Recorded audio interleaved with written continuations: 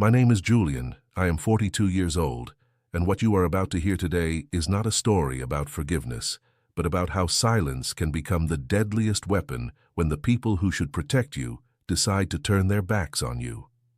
That day, as I watched the tears run down the cheeks of my 7-year-old daughter, surrounded by relatives who laughed and a mother-in-law who spat venom with a cynical smile, something inside me died forever. But I didn't shout. I didn't make a scene. I simply looked at my wife, waiting for her to do what any mother would do, defend her own blood. Sighs. Instead, she lowered her eyes, took a sip of wine, and let the executioner finish her work. In that precise moment, while the echo of humiliation filled the room, I stopped being the husband she knew. Exhales sharply. I became the architect of her ruin. I stayed there, standing still, my jaw tight, and my heart as cold as ice, recording every word, every gesture of contempt, and every second of that collective betrayal. They thought my silence was weakness, that I was the submissive man who would accept any mistreatment just to keep the family peace. They had no idea that every second of that dinner was being counted on a bill none of them would ever be able to pay. Patience is not cowardice. It is strategy, and I was willing to wait as long as it took to watch their fragile glass worlds shatter right in front of their eyes. If you enjoy stories where betrayal has consequences and justice arrives without warning, leave your like and subscribe. Here we share real stories of revenge and lessons that are never forgotten. To understand how we arrived at that night, I have to talk about the 10 years I spent building a castle on sand. My life with Eleanor always seemed like a safe harbor, or at least that's what I wanted to believe. I'm a businessman, someone who understands numbers, contracts, and the fine print. I've always been the type who analyzes risks before taking a step. But I made the most basic mistake of all. I never analyzed the family I was marrying into.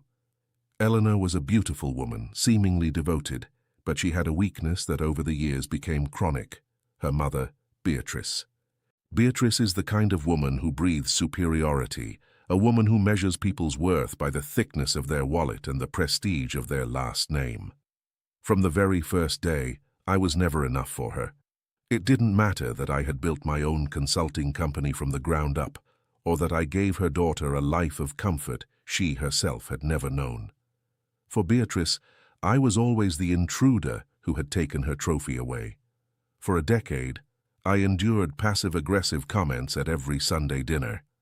"What a shame you couldn't buy the house in that exclusive neighborhood, Julian," she would say while inspecting the furniture. Or, "Are you sure that new business will work? You wouldn't want my daughter to go through hardship." I would swallow my pride and look at Eleanor, searching for an ally, a sign of support. But she would always shrug and tell me in private that that's just how her mother is, that she doesn't mean it in a bad way. That phrase, "that's just how she is," became the cancer of our marriage. Eleanor allowed Beatrice's poison to drip over our relationship day after day, and I, for the sake of my daughter Sophie, decided that silence was the price of peace. Sophie was my world, a sensitive, intelligent little girl who inherited my eyes and my patience. She was the only bridge that kept me connected to that in-law family that secretly despised me. Emotionally, I lived like a man walking on a tightrope. I worked 12 hours a day so my family would never lack anything. I paid for my mother-in-law's vacations, her medical bills, even the debts of her younger son, a man who at 30 had no idea what honest work looked like. I did it because I believed generosity would buy respect. How wrong I was. In the world of people like Beatrice, generosity is mistaken for weakness. She saw me as an ATM with legs, someone she could step on as long as the credit cards kept going through. And Eleanor became so used to comfort that she stopped seeing the man behind the money. She became an extension of her mother's desires. If Beatrice said we needed a new car, Eleanor pressured me. If Beatrice said Sophie shouldn't attend a certain school because it wasn't for people of our class, Eleanor began complaining about the academic level. The atmosphere in our house became tense. It was no longer our home. It was my mother-in-law's playground. She walked in without knocking, gave opinions about the decoration, the food, even how we raised Sophie. I felt like a stranger in my own living room. I remember one afternoon, weeks before the incident, when I came home early and heard Beatrice in the kitchen telling Eleanor, "You should have married someone with more lineage, someone who understands what real distinction is. Julian is just a worker who got lucky." I waited for my wife's response. I waited for her to say she loved me, that I was a good man. But all I heard was the sound of a cup hitting the saucer and a long sigh. "I know, Mom, but he's what we have for now." Those words pierced my chest like a burning nail. He's what we have for now. Even so, I kept moving forward. I convinced myself they were only words, that loyalty was proven through actions. We planned a big family dinner to celebrate my in-laws' wedding anniversary. I paid for everything, the best catering, the finest wine, a private dining room. Once again, I wanted to prove that I was the pillar, holding that entire structure together.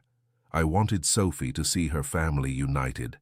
But what I didn't know was that night the mask would fall completely. I felt tired, but proud of what I had built. I believed that despite the friction, we were a functional family. How blind a man can be when he wants to save something that is already rotten. I was sitting at the head of the table, watching my daughter smile, without imagining that in less than an hour, that same table would become the stage of the greatest humiliation of my life, and the starting point of my own transformation. I was the provider, the protector, the faithful husband. But that night I realized that to them, I was nothing more than the disposable piece of a game I no longer wanted to play. The balance finally shattered when Beatrice decided that my daughter was the perfect target to remind me of my place, and Eleanor, the woman who had sworn to stand by me in good times and bad, decided that her loyalty belonged to the woman who hated me. Dinner moved forward between glasses of expensive wine that I had paid for and laughter that felt more and more distant to me. Everything seemed under control until Sophie, my 7-year-old little girl, approached the table with a drawing she had made that afternoon. It was a portrait of our family, Eleanor, her, and me, holding hands in front of a simple house. With the innocence that only a child possesses, she showed it to her grandmother Beatrice, probably hoping for a gesture of affection or a word of encouragement. But Beatrice placed her crystal glass on the tablecloth with a sharp sound that made the nearby guests fall silent. She picked up the paper with 2 fingers, the way someone holds something dirty, and looked at it with a contempt that froze my blood.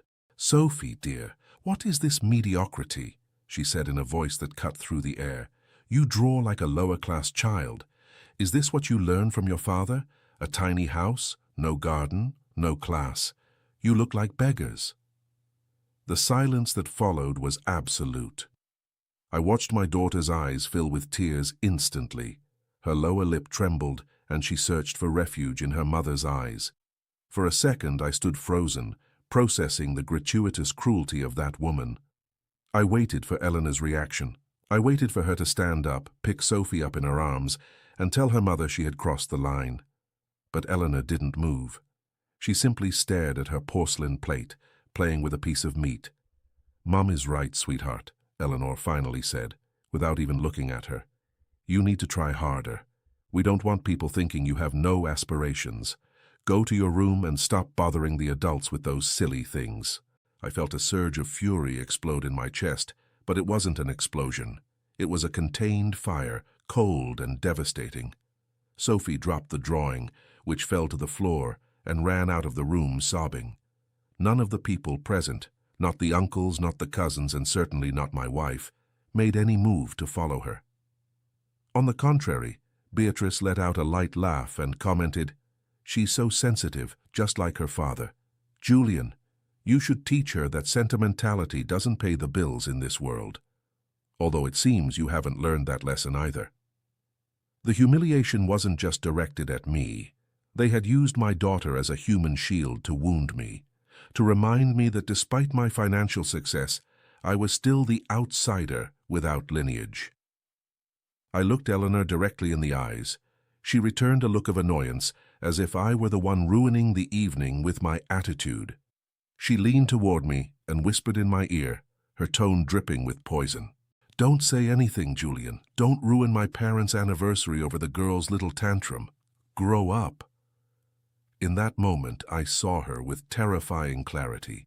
She was no longer the woman I had married. She was a stranger, an accomplice to her mother's cruelty. The betrayal wasn't Beatrice's comment. That was expected.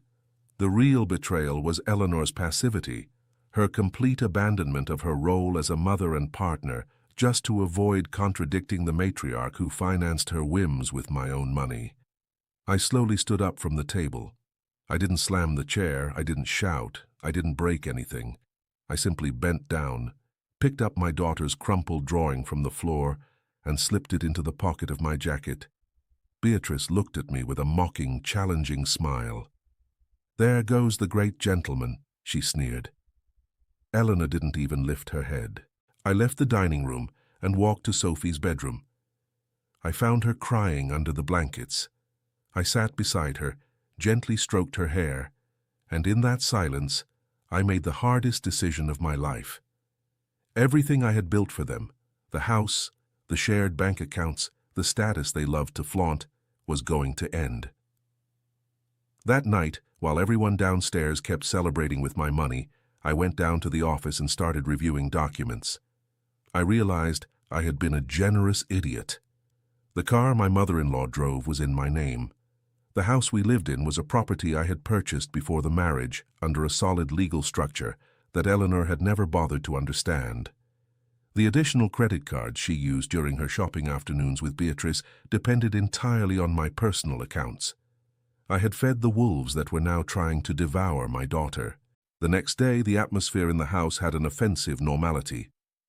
Eleanor behaved as if nothing had happened, complaining that the dinner had ended too late. When I tried to bring up the subject, she cut me off immediately. "That's enough about that, Julian. My mother only wants the best for Sophie. If you can't handle constructive criticism, then the problem is you." That was the final symbolic expulsion. In my own home with my own wife, I no longer had a voice or a vote. I had been exiled from their circle of loyalty. I understood then that I no longer had a family to protect, but a parasitic structure to dismantle.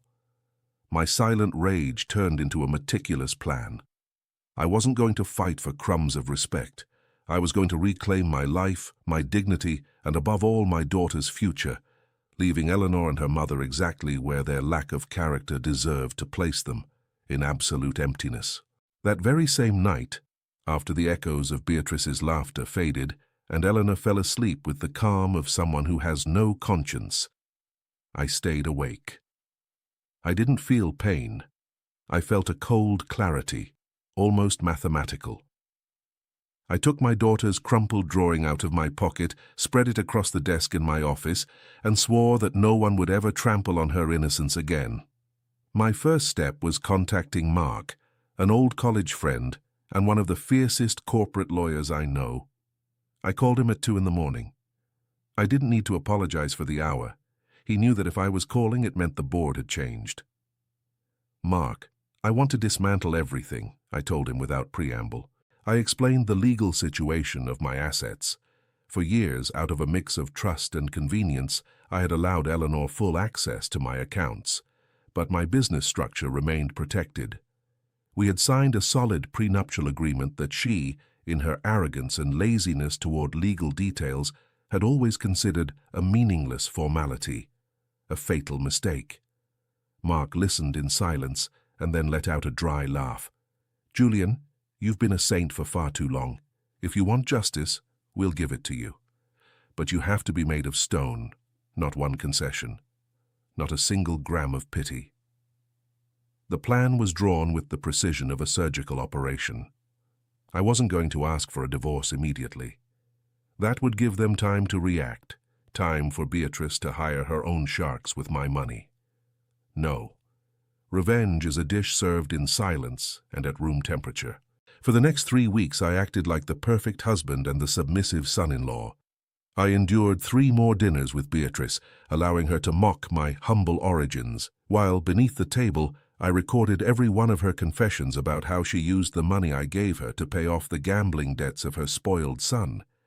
Then I began what I called the preventive emptying. I moved my investment funds into trust accounts exclusively under my daughter Sophie's name, with an external administrator so that not even I could touch them without an educational or medical justification for her. I quietly cancelled Eleanor's additional credit cards, but not all at once. I gradually lowered the spending limits, blaming it on a supposed routine banking audit that I mentioned casually. She was too busy planning a trip to Europe with her mother to pay attention to the technical details. Then came the masterstroke with the properties. The house where we lived, an asset I had purchased before the marriage, was privately listed for sale through one of my holding companies. The buyer was a legal entity that I controlled. Technically, the house was no longer ours. It belonged to a third party who would soon demand eviction for non-payment of rent that Eleanor never even knew existed on paper. I also handled my mother-in-law's car. The lease agreement was under my consulting firm's name. I simply notified the agency that I would not renew the contract and that the vehicle had to be returned on a specific date, Beatrice's birthday. While I prepared the counterattack, I observed Eleanor. I watched her talk on the phone with her friends, bragging about the jewelry her mother had helped her demand from me for our upcoming anniversary. She had no idea that piece of jewelry would never arrive.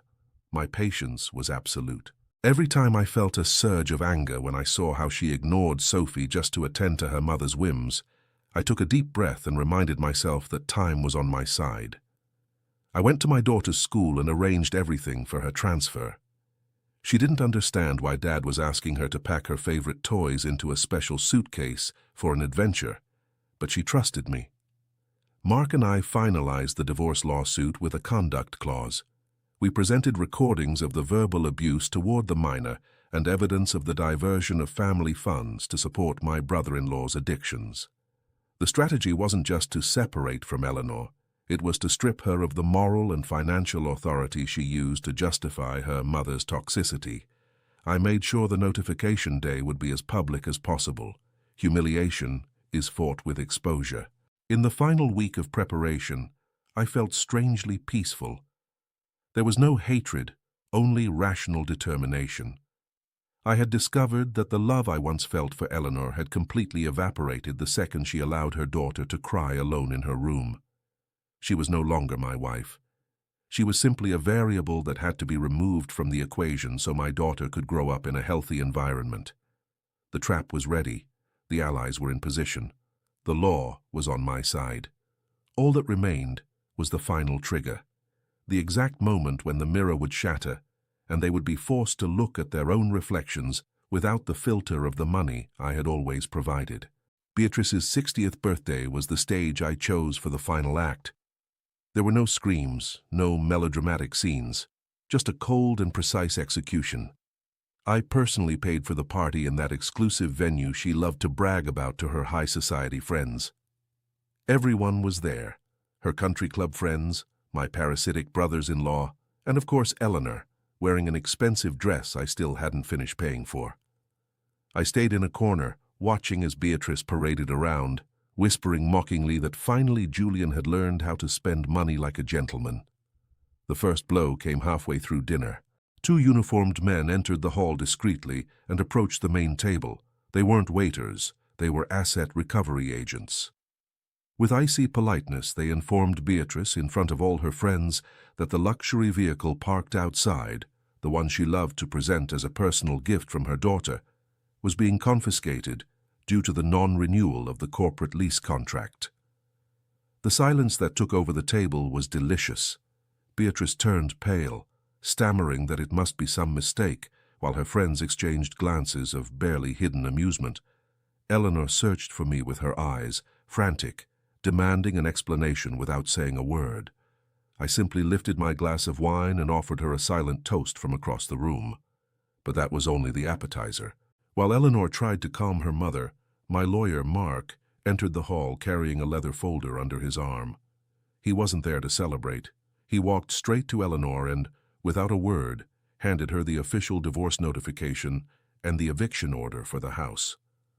My wife's face transformed into a mask of pure terror.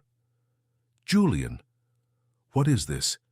It's my mother's birthday," she shouted, finally losing her composure. I walked toward her slowly, my hands in my pockets, projecting a calm that completely disarmed her.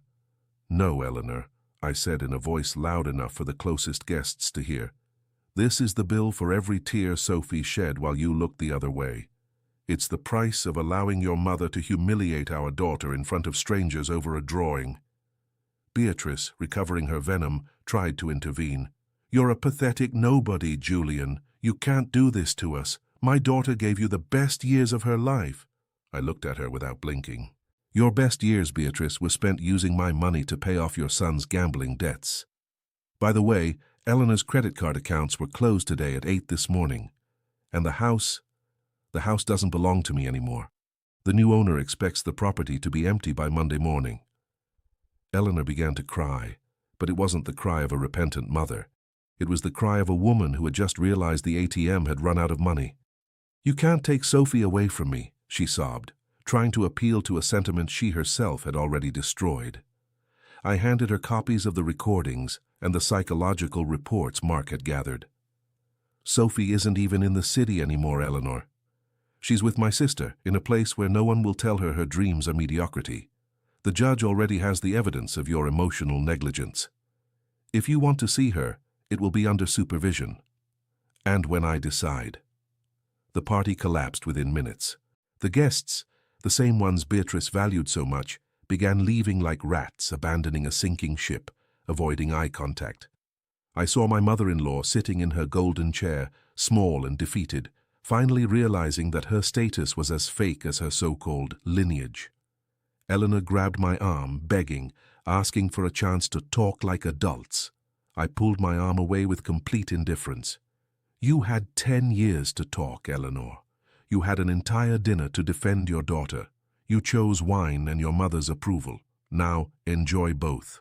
I'll keep my dignity, and Sophie." I walked out of the hall without looking back. In the parking lot, I watched the tow truck carrying Beatrice's car away. It was a cinematic image. Justice isn't always loud. Sometimes it's just the sound of an engine disappearing into the night. I got into my car, where my bags were already packed. I didn't feel joy. I felt relief. The weight of a toxic family had vanished, leaving space for air I could finally breathe. They thought I was the man who waited for orders. They never understood that I was the man who waited for the moment. And that moment had come and gone, leaving them exactly where they deserved to be, on the street, with their debts and their wounded pride. 6 months have passed since that night in the banquet hall, and the silence in my new life is the most valuable thing I own. Eleanor tried to fight, of course. She hired mediocre lawyers who could only confirm that my legal structure was impenetrable. Without the constant flow of money, she and her mother ended up living in a small apartment far from the luxuries they used to brag about. Beatrice no longer goes to the club. The shame of being exposed as a kept woman in front of her friends was stronger than her ego. My brother-in-law, with no one left to pay for his vices, finally had to find a real job, although I doubt it will last long. Sophie is doing well. We live in a house with a large garden, very similar to the one in the drawing that Eleanor and her mother called mediocre. Here she draws whatever she wants and no one dares question her talent or her worth. She has started smiling again, and her nightmares have disappeared. I haven't looked for a new relationship, and I don't intend to anytime soon. My energy is focused on rebuilding the trust of the only person who truly matters. Sometimes I receive messages from Eleanor. She shifts from begging to insulting me within minutes. She says I'm a cold man, that I have no heart, and that I destroyed a family over a simple comment. I never reply. There is nothing left to say when actions have already spoken for you. She still doesn't understand that it wasn't a comment. It was the revelation that I had been sleeping with the enemy. Money comes and goes, houses are bought and sold, but a father's loyalty to his child is a red line that no one should ever cross. I have learned that patience is the most refined form of justice. Many men make the mistake of exploding at the moment of offense, losing both reason and advantage. I chose to observe, document, and wait. I didn't seek revenge for pleasure, but out of necessity. I had to remove my daughter from that environment before they broke her spirit forever. Today, when I watch Sophie running across the grass, I know every minute of that calculated silence was worth it. Sometimes the best revenge isn't revenge at all. It's watching life collect its debts. It's letting people live with the consequences of their own decisions without the safety net you once provided. They chose arrogance, and now they must learn to live off it. I chose my daughter, and that is a victory no one will ever take away from me. If this story felt as intense to you as it was for me to live it, leave your like and tell me in the comments what you would have done. And if you're not subscribed yet, turn on the bell so you don't miss the next stories.